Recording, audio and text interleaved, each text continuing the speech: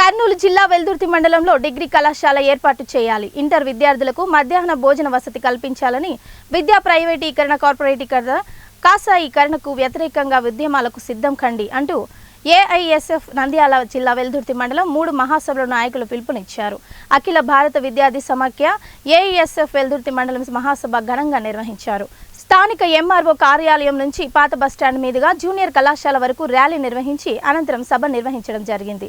ఈ సభకు ఏఐఎస్ఎఫ్ కర్నూలు జిల్లా అధ్యక్షులు డి సోమన్న, ఏఐఎస్ఎఫ్ మాజీ రాష్ట్ర సమితి సభ్యులు, సిపిఐ మండల కార్యదర్శి టి కృష్ణ పాల్గొన్నారు. సభను ఉద్దేశించి వారు మాట్లాడుతూ విద్యా ప్రైవేటీకరణ, కార్పొరేటీకరణ, కాషాయీకరణ వ్యతిరేకంగా విద్యార్థులు ఉద్యమాలకు సిద్ధం కావాలని, లేకపోతే భారతదేశంలో విద్య అందని ద్రాక్షలు అవుతాయని అన్నారు.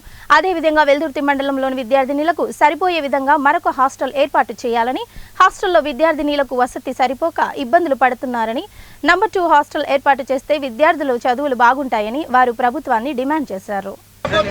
కళాశాలలో రాష్ట్ర వ్యాప్తంగా 2014లో పెడుతుంటారు.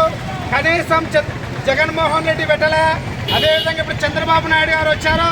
కనీసం మరి ఇప్పటికైనా విద్యార్థులను చూసుకొని మధ్యాహ్న భోజనం ప్రభుత్వ జూనియర్ కళాశాలైనా మధ్యాహ్న భోజనం అమలు చేయాలి.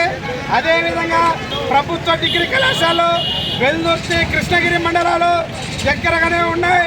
కనీసం ఇంటర్మీడియట్ అయిపోతే కనీసం డిగ్రీ పోవాలంటే కర్నూలుకో, డోన్కో వెళ్ళాల్సినటువంటి పరిస్థితి ఏర్పడుతుంది. అందుకోసమే డిగ్రీ కళాశాల వెల్దుర్తిలో ఏర్పాటు చేయండి.